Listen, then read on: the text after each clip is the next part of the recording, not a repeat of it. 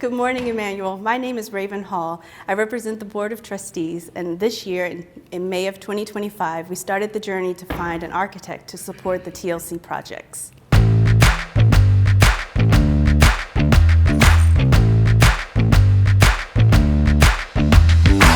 So the TLC projects include the FLC the sanctuary restrooms, the FLC classrooms, Agape Hall. So we decided to develop a scope of work document that outlined all the things that we wanted to do in terms of painting, flooring, possibly permitting with the city of San Jose, new furniture and lighting in those particular spaces. So we wrote up a scope of work document to explain all of this, and we sent it out to 3 architecture firms. It was literally a Google search, and I said San Jose architects, churches, and it provided me a few names, and I looked at their qualifications and I said, okay, those will work.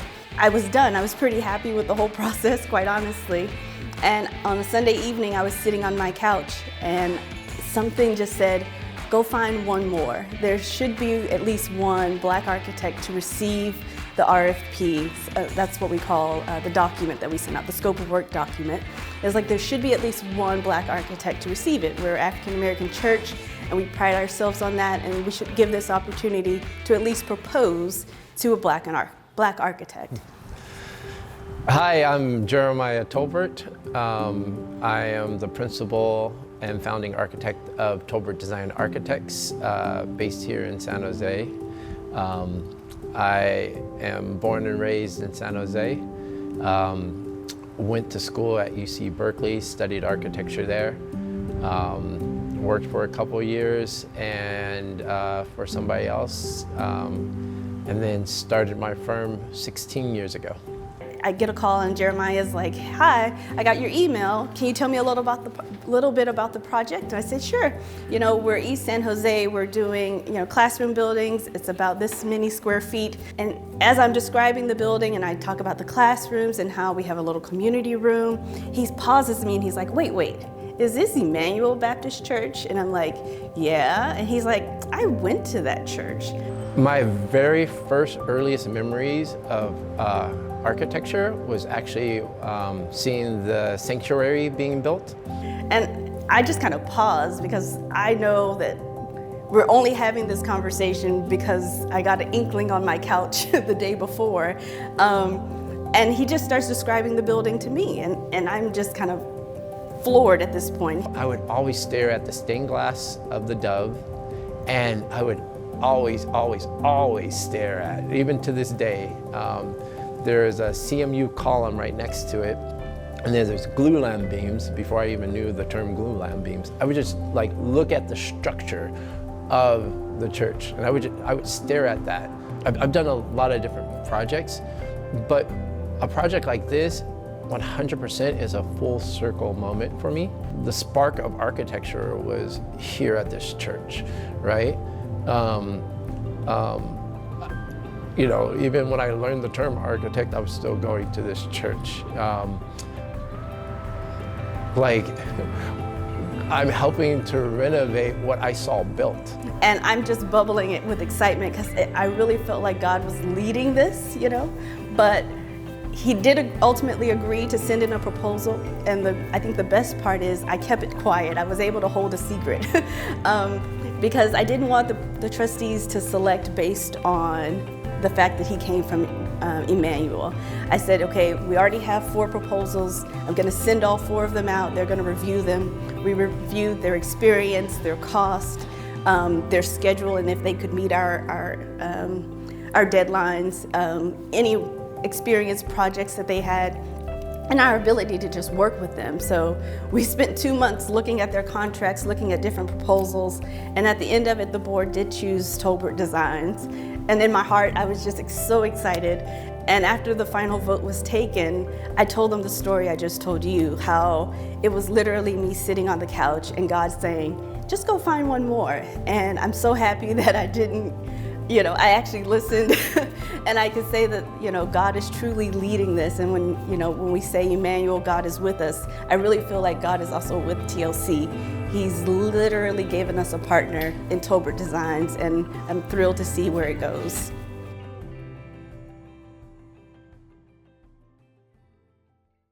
My very first earliest memories of architecture was actually seeing the sanctuary being built.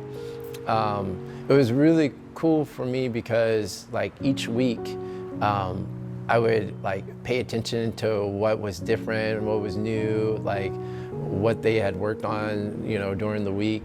And so my earliest memories of architecture was seeing the main sanctuary being built. And so it was completed when I was 4 years old. My family, we used to sit in the balcony, and I remember my attention span, like all kids, wasn't that long. I loved the choir, I paid attention to that.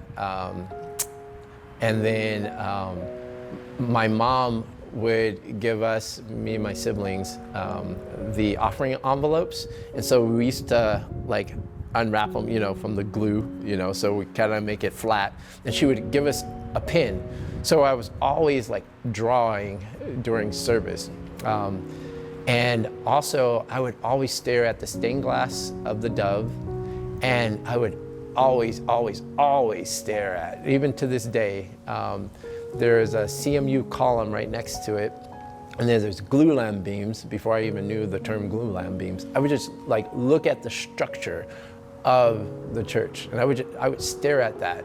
Later in second grade, so I guess 7 years old, 8 years old, there was an in-class assignment, you know, what do you want to be when you grow up? Back then, I didn't know that many careers. I knew teacher, firefighter, policeman, librarian. My exotic one was astronaut, but I didn't want to be any of those things. And the teacher was walking around, helping out other students. I was one to usually write a lot, and that day I wasn't writing, and she came up to me and she asked me, you know, what's wrong? And I said, I don't know what it's called. And she said, what do you like to do? And I said, I like to draw and I like to build things. And she said, oh, that's called an architect. And I was like, what? Like, it was like such a magical word, and it was such a big word too, like, because it was 3 syllables, architect, you know? So anyways, ever since then, I knew I wanted to be an architect. But my earliest memory of architecture was seeing the sanctuary built, and then later the Family Life Center being built. I went to UC Berkeley. I ran track there.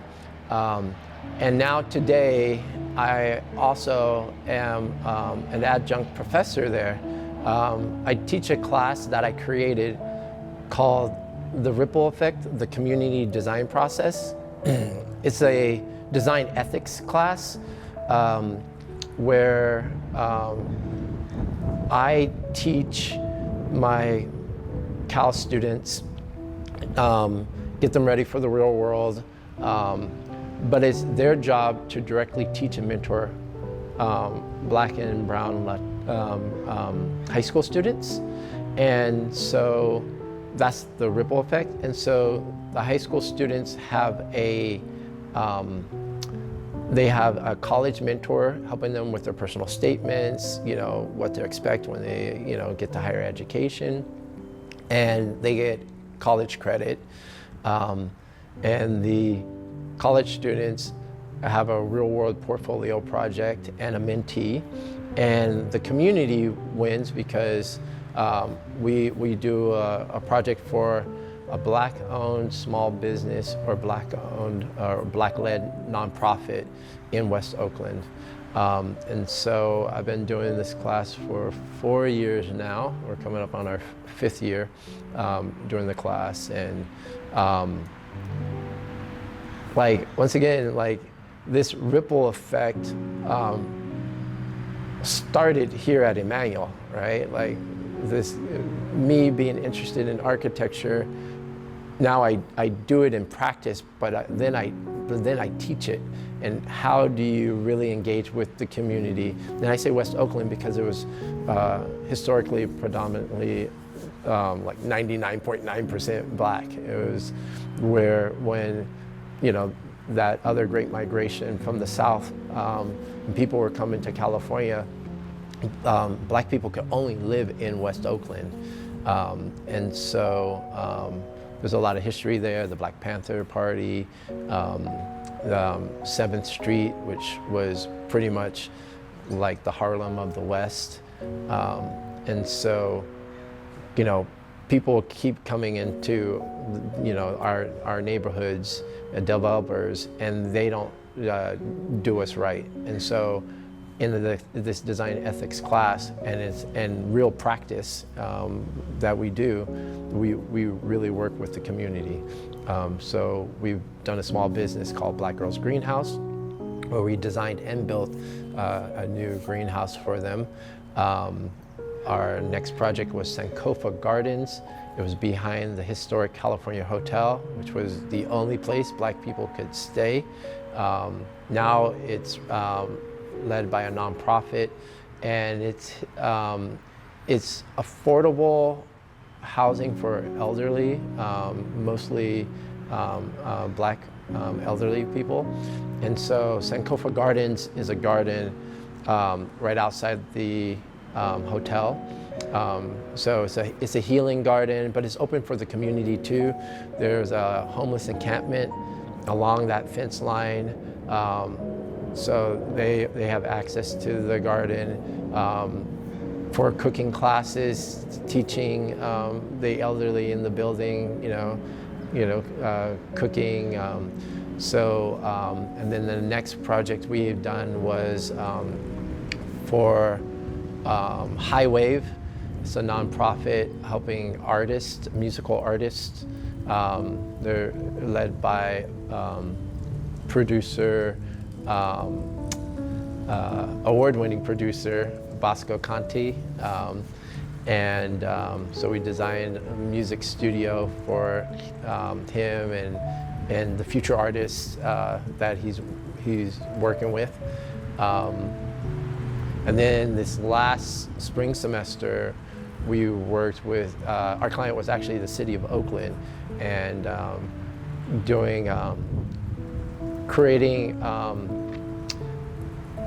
creating sanitary places for homeless people to bathe and to clean up.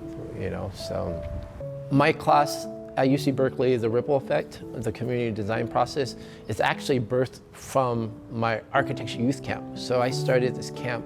We just completed our 12th year. Ever since now I got this term architect, second grade, there was nothing for me. There was nothing for me. Junior high school, I went to Leva. They had mechanical drawing, and that was probably the closest thing I had till I went to college that was architecture related.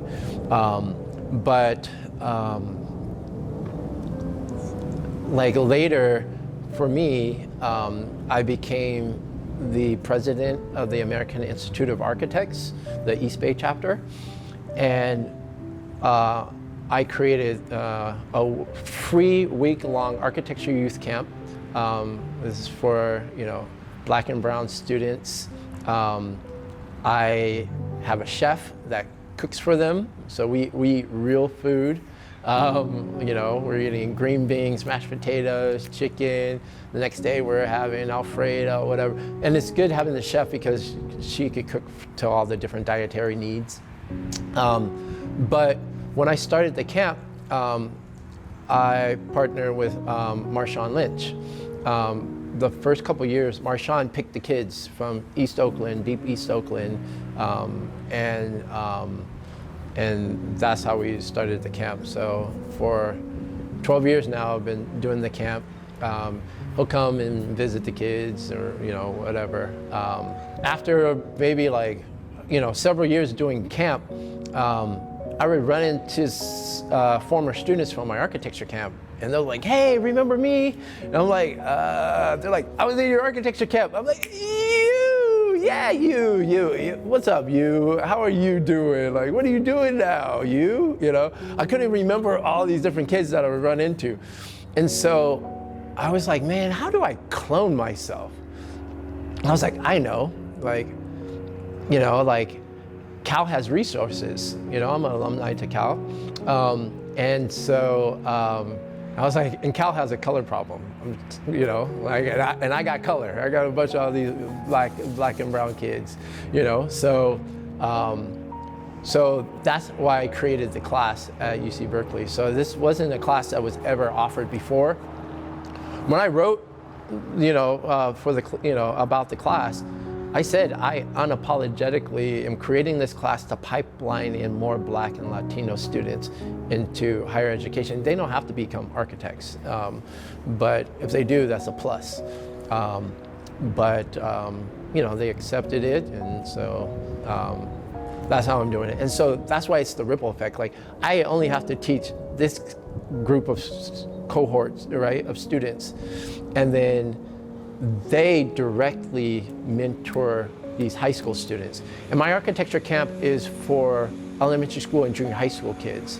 And so I wasn't doing anything for high school students. So for me, trying to clone myself, I created this class at UC Berkeley, the ripple effect. And that's why it's called the ripple effect. Like, I will teach, you know, the college students, they will directly teach and mentor the high school students.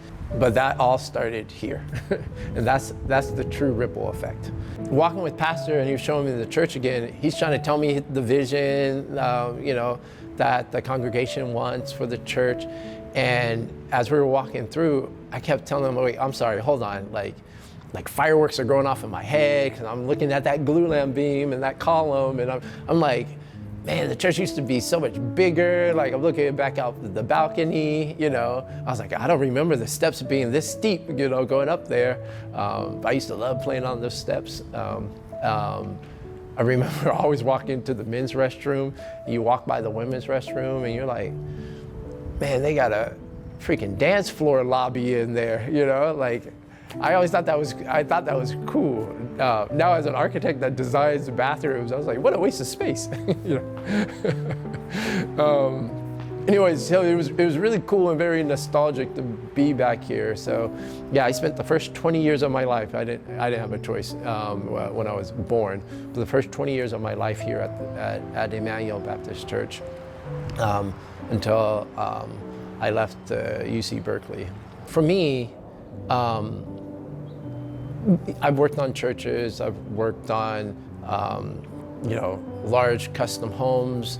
I've worked for the 49ers. I've worked, I've done a lot of different projects, but a project like this, 100% is a full circle moment for me.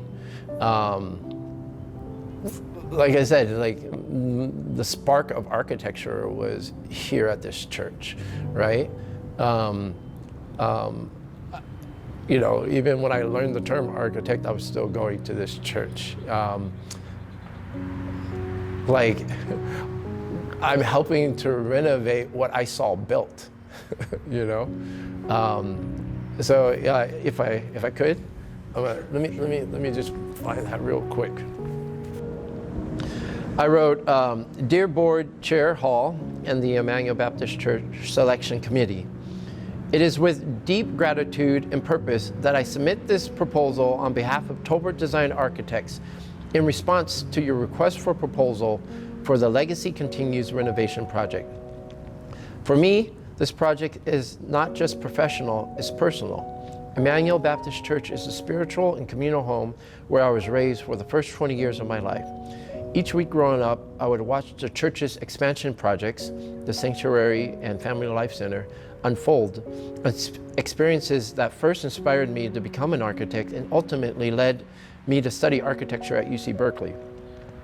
This opportunity to contribute to EBC's 60th anniversary campaign is a full circle moment, and it would be an honor to give back to the church that helped shape my spiritual and professional life. I don't just understand the mission of the project, I lived it.